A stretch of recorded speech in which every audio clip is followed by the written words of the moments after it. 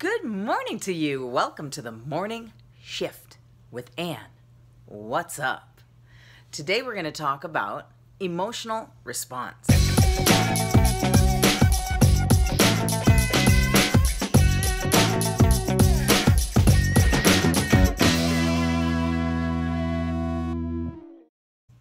This is probably about the 10th time I've tried to make this video.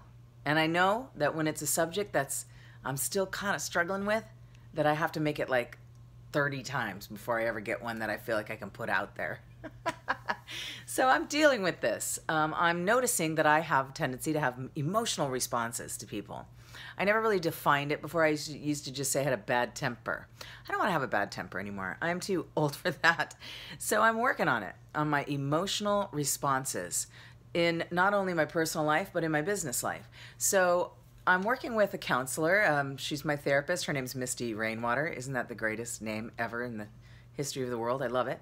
Anyway, she suggested to me that when I have these initial responses, they're actually biological. I can feel the adrenaline and the cortisol rush into my nervous system, and I'm like, oh God, you know, and I've learned to stop and pause and go, okay.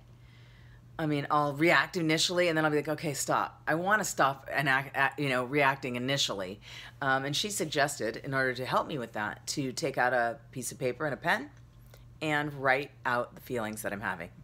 It kind of stops the action and makes you think about what it is you're feeling. And then you'll say, well, why am I feeling that?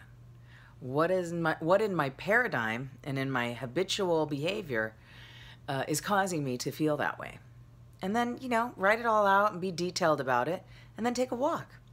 She also suggested a book to me called The Book of Emotions, which gives a little more detailed type of emotions, which can give you a little bit more insight into what you're feeling and why. So I'm going to order that book on Amazon. I don't know who it's by, and I don't have it. I don't have it in my library, so I'm going to get it.